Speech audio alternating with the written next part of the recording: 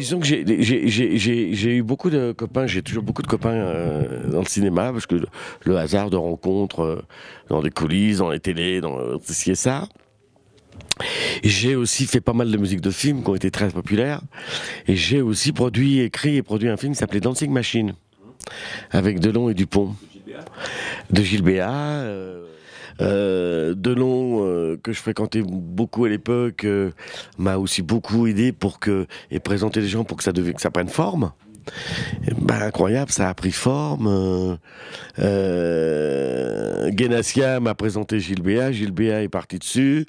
Delon m'a dit tu convaincs Patrick Dupont, ton idée est bonne de prendre qui était danseur étoile à l'opéra à l'époque. Et exactement. Et Alain me dit écoute, tu le convaincs, je monte sur le film. Non. J'ai convaincu Patrick qui est venu dans le film. Puis après, je suis allé voir Pierre. Pierre, il me dit, tu convaincs TF1. Puis après, je suis allé voir un tas de copains, on m'a aidé. Bref, le film s'est fait. Je crois que d'ailleurs, ça a eu été le dernier film important pour Alain, pour Delon. Alors, attendez. Alors, j'ai connu Delon quand il a fait Airport. On était à Los Angeles et moi, j'ai fait la musique. Exact. J'ai fait les Brigades mondaines qui ont été très populaires de Gérard de Villiers. Dont j'interdisais ma maison de disques Atlantique aux États-Unis de sortir la bande originale parce que je trouvais que c'était pas à la hauteur, quoi. C'était pas. Je recevais des Grammy Awards, je croisais des gens là-haut. Donc ça, j'ai fait ça parce que j'étais copain avec Gérard. J'ai fait à chaque fois ces musiques en quelques jours, quoi. Et en fin de compte, chaque musique de film a été disque d'or, a été plus que cela d'ailleurs avec le temps. Et aujourd'hui, j'en joue beaucoup dans mes sets. C'était mes débuts de musique très électronique, pas électronique. Hein. Petite nuance. Et vous faisiez genre 2 jours. Ah ouais. Il y a aussi des musiques à vous que vous n'avez pas fait pour des films qui ont été prises pour. Ah ouais, alors donc là, il y a eu une grosse période, il y a sur le Rocky 4, je sais même plus quel titre, je crois que c'est Je suis musique, je sais plus. Mais enfin, des titres qui accompagnent. Supernature, il a dû accompagner au moins une quinzaine de films. D'ailleurs, le dernier de Gaspard Noé. Il l'a pris en original, lui, donc les 11 minutes 30 qui était le début de son film. Oui, j'ai été associé à plusieurs dizaines. Mais comment ça se passe? J'ai toujours une approche artistique.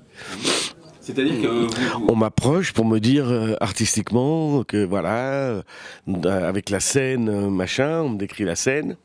D'accord. Et pour Gaspard Noé aussi, on vous a... Oh, plus que ça, Gaspard, plus que ça. Ah oui, attendez, là, mon implication était un peu plus, là. En plus, il voulait une version totalement instrumentale qui n'existait pas. Il a fallu la faire. Donc, je suis reparti des bandes originales, j'ai viré les voix. Et c'est là où j'ai découvert que de côté instrumental de Supernature, waouh, le faisait. Et j'ai dit à Gaspard, merci. Du coup, j'ai commencé à le jouer sur scène. Et du coup, ça a été le détonateur de mon prochain album qui sort le 7 février, dans cette sonorité-là. Et l'idée est venue de Climax.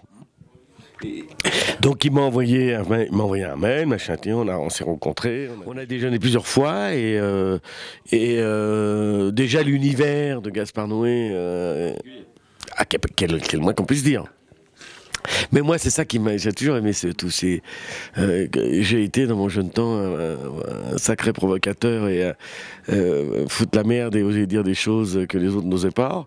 Donc ça c'est plutôt pas pour me déplaire. Est-ce qu'il y a des films que vous avez refusés? Ou vous avez refusé d'apparaître? Ouais. Donc, ouais. Ouais.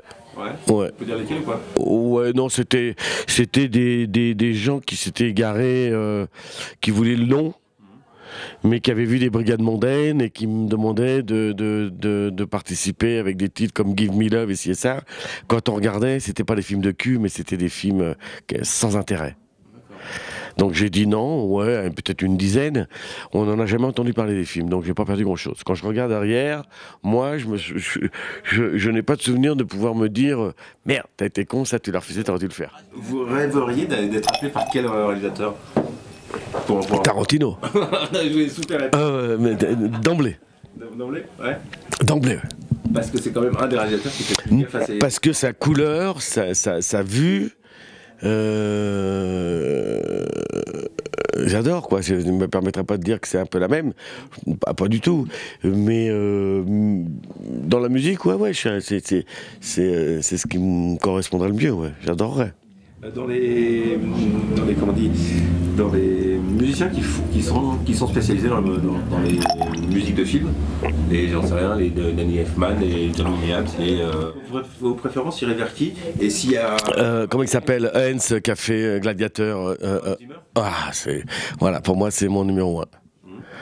C'est mon numéro 1. Il a une manière, il a des thèmes qui sont très latinos. Je suis un Italien, donc mais sans être italien, spaghetti italien comme Morricone ou autre, que j'adore aussi. Hein. Mais il a une façon harmonique d'amener les choses ça me. Oh. Hans, il n'y a rien acheté quoi. En tout cas pour moi numéro 1, comme Tarantino, dans le côté cinéma. Merci beaucoup.